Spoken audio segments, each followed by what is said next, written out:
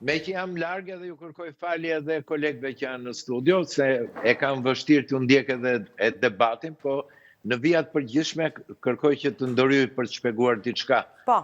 Deri në administratën e kaluar, nuk ishte se ishin investuar në demokraci, po ishte për një Europë që duhet mirë të fatin e saj në dorë. Do me thënë, administrata Biden e i kishte kaluar çështjet europiane vetë Europës për t'i zgjedhur. Në Shqipëri, duke mos patur një politikë konkrete, po një vazhdimsi dhe duke ruajtur stabilikracin mbi demokracin, arriti që të shumë proceste të mbikëqyrjes të demokracisë të i kaloheshin dhe të krijoheshin autokracit, si dolin në Serbi, si dolin në Shqipëri, shtetet filluan të kapin institucionet, të kontrollonin institucionet edhe pavarësinë e asaj që përbënte check and balance në të gjithë botën demokratike. Pra, shtetet administrata e re që erdhi, sigurisht e pa ngjarjet në Shqipëri, jo me një vëmendje që duhet të rregullonte se çfarë kishte bërë administrata Biden. Por? Për arsye sepse vetë drejtësia ishte një instrument që fondacioni Soros i dha Edi Ramës. Një eksperiencë të tillë e ka bërë në Gjeorgji, është përpjekur ta bëjë në Ukrainë dhe kudo ku ka patur interesa për të përkrahur leadershipin e tyre. Pse në Shqipëri? Në Shqipëri për arsye sepse në mungesë të një politike amerikane, vetë Sorosi kishte parasysh projektin e Ballkanit të hapur.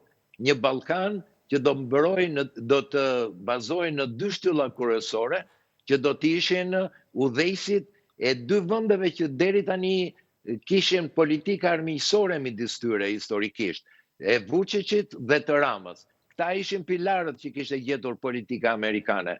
Dhe për të realizuar këtë, i dha gjithë instrumentat e caktuara Ramës për të zvogluar nacionalizmin, për të vendosur në një qoshe opozitën shqiptare dhe për të lejuar atë funksionimin e këtij projekti të madh, e cila kishte shumë rëndësi për këtë grupi interesi si që është Open Society në Shtetet Bashkuara të Amerikës. E interesa politike, po interesa edhe financiare. Pra, në fillim, kjo drejtësi, me drejtë e tha dhe kolegu, në shumë element, në shumë vendosje, në shumë përzgjedhje, kishte mbikëqyrjen dhe përkrajen e partisë që ishte në pushtet. Dhe kështu do t'ishte, sepse kjo, ashtu siç edhe ka pranuar edhe Rama, është një drejtësi që e bëj unë me frymëzimin e Partisë Socialiste për të sjellë, domethënë, një drejtësi të pavarur në Shqipëri. Po tani, në fakt, thot një gjysmë të vërtetë,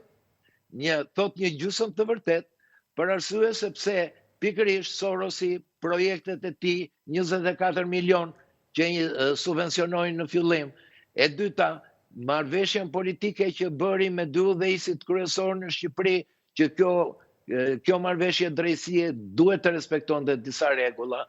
Rastet që ndodhi që kjo drejtësi nuk penalizoi dhe nuk dënoi në ngritjen e institucioneve të pavarura të saj, si krimin zgjedhor, kam parasysh dosjen e Dibrës, dosjen e Durrësit e tjera, kur prokuroria e përgjithshme e përkohshme ja delegoi autoriteteve lokale të tjera. Domethënë, kjo ishte një drejtësi që në kushtet e administratës që përkrahte elementin e Sorosit për zhvillimin ballkanik, përkrante edhe rolin dhe fuqizimin e Ramës. Po tani çfarë po bëjnë ata? Po na ndihmojnë ne të kemi ca pushtete të pavarura nga njëri tjetri dhe të mbrojnë ata me forcë pushtetin gjyqësor të mos prekë, sepse kanë kuptuar që politika po ndikon, apo çfarë?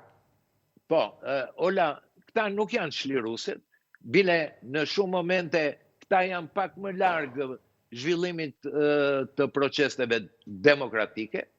Këta janë për një sistem tjetër politik, e bazuar sigurisht në rregulla dhe në principet perëndimore, por kanë një rend tjetër ndërkombëtar që nuk bazohet as në ligjin, as në parimin e mbrojtjes së drejtave të njeriut per se, ose të bazohet në institucione.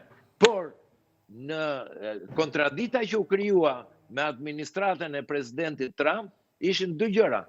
Kontradita e parë ishte ndërthurja e politikës shqiptare, duke ndjerë vetbesim Rama i plotësuar, duke patur shumë afera korruptive, duke ndjerë që ishte i përkrahur nga oligarkët,